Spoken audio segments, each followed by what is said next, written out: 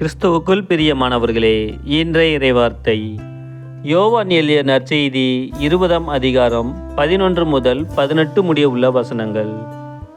அக்காலத்தில் மரியா கல்லறைக்கு வெளியே நின்று அழுது கொண்டிருந்தார். அழுது கொண்டே கல்லறைக்குள் குனிந்து பார்த்தார். அங்கே வெண்ணாடை அணிந்த 2 வானதூதரை அவர் கண்டார். இயேசுவின் உடலை வைத்திருந்த இடத்தில் ஒருவர் தலைமாட்டிலும் மற்றவர் கால்மாட்டிலுமாக அவர்கள் அமர்ந்திருந்தார்கள். அவர்கள் மரியாவிடம், அம்மா, ஏன் அழுகிறீர் என்று கேட்டார்கள். அவர் அவர்களிடம், என் ஆண்டவரை எடுத்துக்கொண்டு போய்விட்டனர். அவரை எங்கே வைத்தனரோ எனக்கு தெரியவில்லை என்றார். இப்படி சொல்லிவிட்டு அவர் திரும்பி பார்த்தபோது இயேசு நிற்பதை கண்டார். ஆனால் அங்கு நிற்பவர் இயேசு என்று அவர் அறிந்து கொள்ளவில்லை. இயேசு அவரிடம், ஏன் அம்மா அழுகிறாய்? யாரை தேடுகிறாய் என்று கேட்டார்.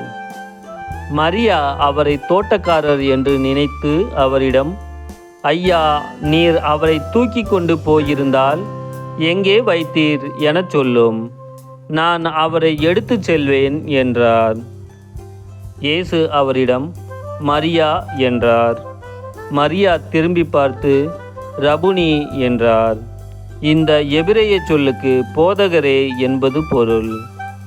இயேசு அவரிடம், என்னை இப்படி பற்றிக் கொள்ளாதே, நான் என் தந்தையிடம் இன்னும் செல்லவில்லை.